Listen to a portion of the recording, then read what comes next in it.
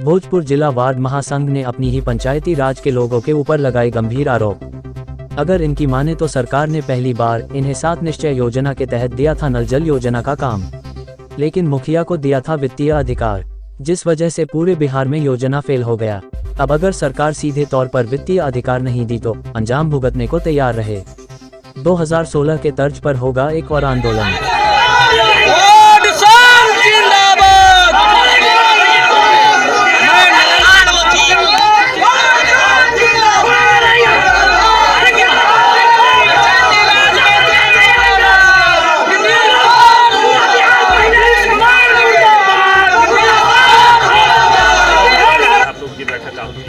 जी, सबसे पहले मैं तमाम भोजपुर जिला के वार्ड महासंघ के तत्वावधान में आए हुए बैठक में आए हुए सभी वार्ड सदस्य, उप मुखिया, प्रखंड अध्यक्ष को धन्यवाद देता हूं। साथ ही साथ तमाम मीडिया अभिभावकों को भी मैं धन्यवाद देता हूं कि आप लोगों ने आज वीर कुंवर सिंह स्टेडियम में आकर हम लोग गरीब वार्ड सदस्यों को, लोकतंत्र में निचले पैदान के वार्ड सदस्यों को आप लोगों ने अनुग्रह करके आप लोगों ने यहाँ आकर हम लोग का हाथों का आवाज़ों को बताने का काम किया, जिसके लिए तहे दिल से आप लोगों को हार्दिक बधाई देते हुए हम लोग आज बैठक में आज निर्णय लेंगे हम लोग, क्योंकि समय कम रह गया है और 2 साल से हम लोग देख रहे हैं कि सरकार कब हम लोग की जो वित्तीय अधिकार थी दोबारा हम लोगों को दिया जाएगा।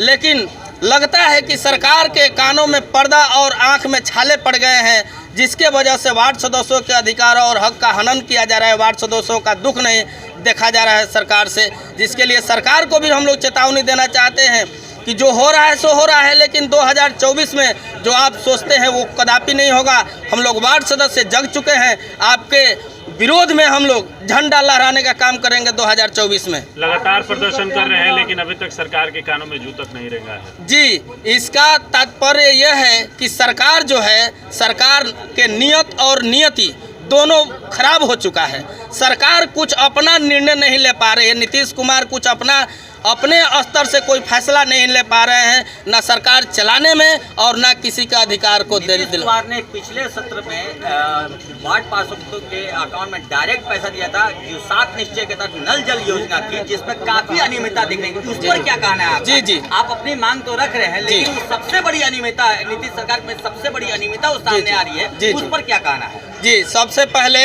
तो 2017 में हम लोग 108 लोग जेल गए थे, बेउर जेल लाखों के संख्या में हम लोग धरना प्रदर्शन कर रहे थे, जिसके वजह से झुककर सरकार ने कैबिनेट का बैठक किया और नल जल 7 निश्चय योजना नली गली देने का काम किया।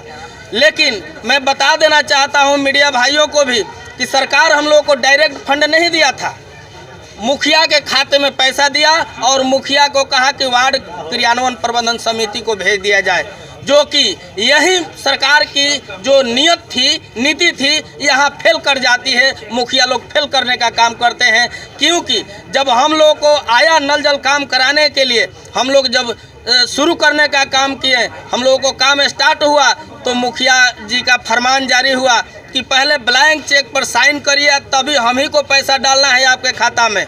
अगर आप ब्लैंक चेक नहीं देते हो तो हम लोग आपके खाता में पैसा वार्ड क्रियान्वयन प्रबंधन समिति में खाता में पैसा नहीं डालेंगे, जिसके वजह से आप काम नहीं हो पाएगा और इसका जिम्मेवार आप होंगे।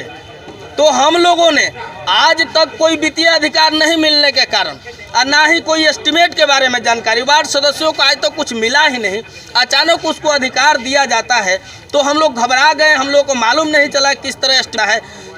लेकिन ये साजिश के तरह जो मुखिया संघ और मुखिया लोग पूरे बिहार के वार्ड सदस्यों को दिग्भ्रमित करने का काम किया। त्रिस्तरीय संसद योजना के तहत जो मामला आया था सामने, उसके तहत पहले पूर्व में आपने क्यों नहीं ये आवाज उठाया? अब आज जाकर आप ये आवाज उठा रहे हैं, पूर्व में क्यों नहीं? नहीं सर, हम लोग शुरू से ही आवाज उठाते आए हैं, लेकिन हम लोग को आवाज सुनता कौन है? मैं तो कहता हूं कि मैं बता देना चाहता हूं कि पूरे हम लोग दोषी पाते हैं तो हम लोगों को जेल भेज दिया जाए, और नहीं तो वो लोग दोषी हैं।